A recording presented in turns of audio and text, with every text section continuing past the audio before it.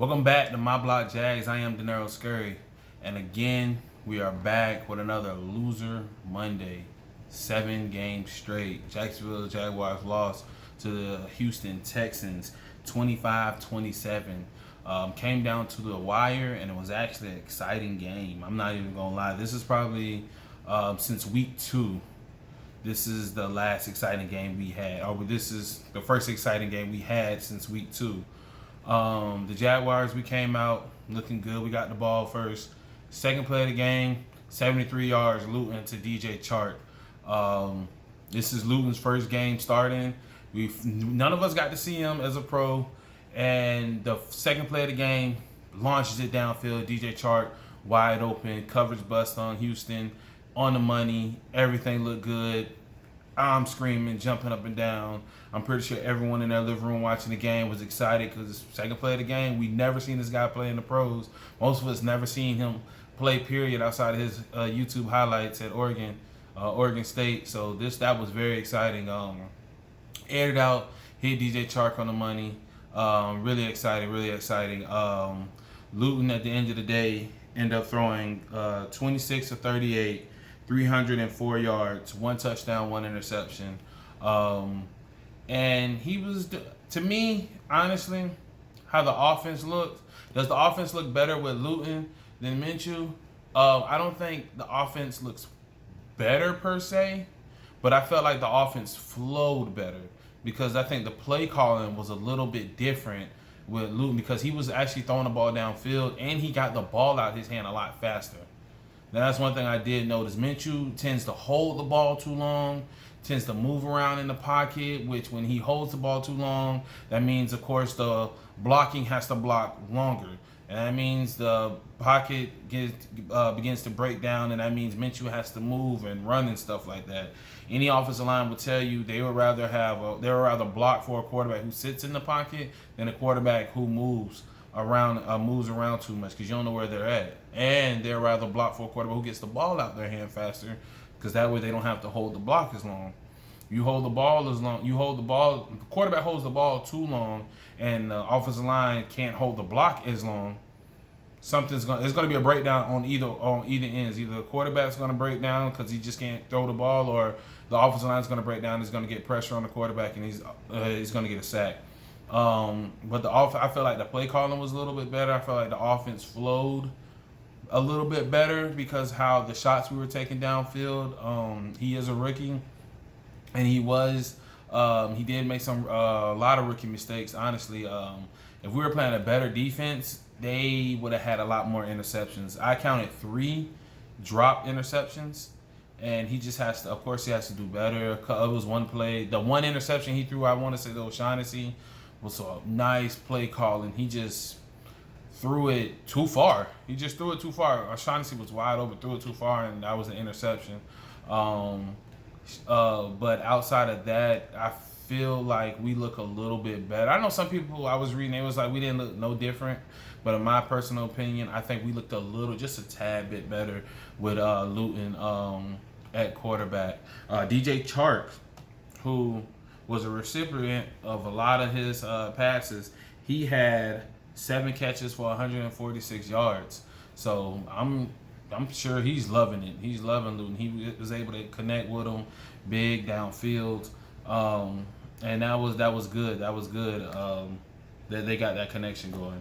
James Robinson was running the ball well. We actually committed to the run a lot more this game than we did any other game. And James Robinson did his thing. He had 25 carries for 99 yards.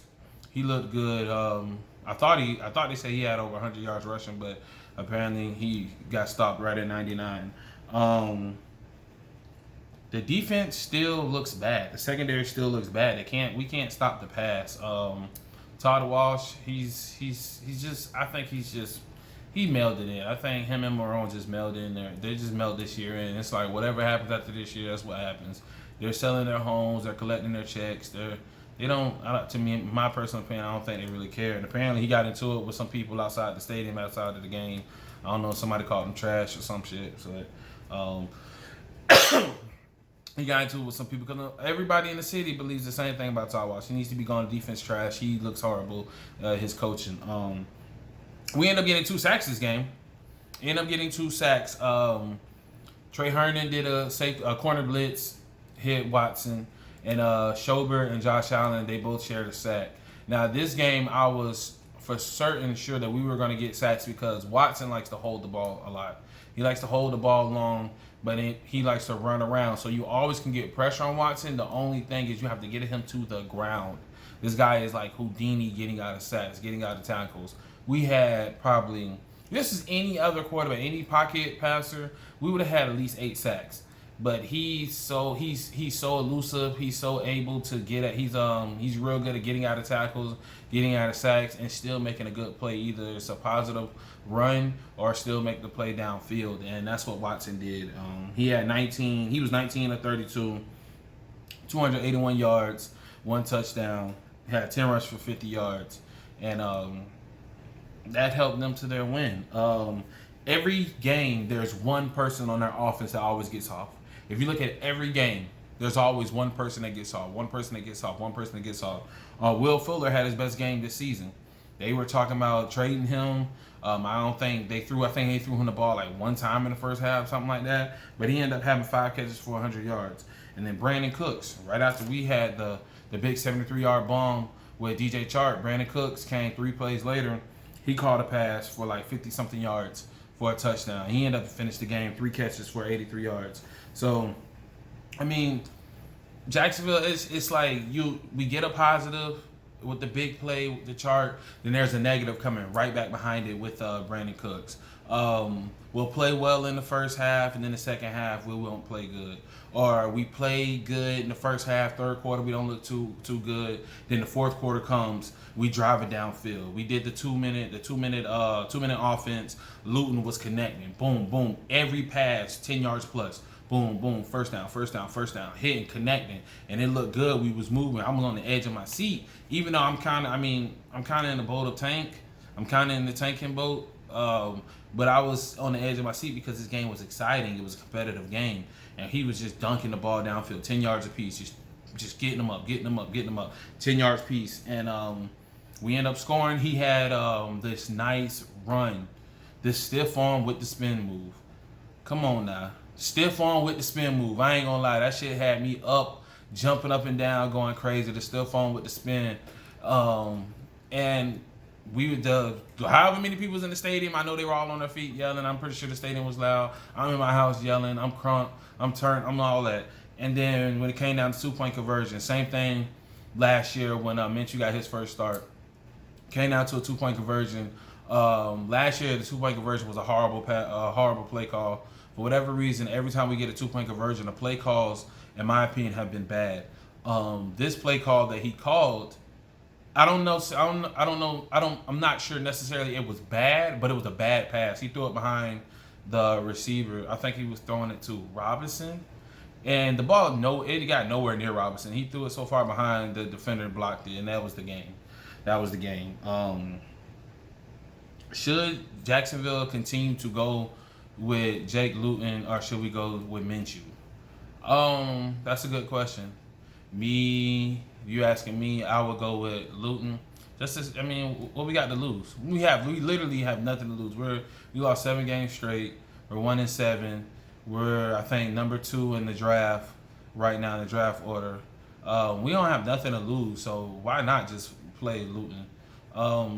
When it comes to the draft, we drafting a quarterback. You got to figure out who's going to be your number 2 and your number 3 anyway with these guys. So might as well play Luton.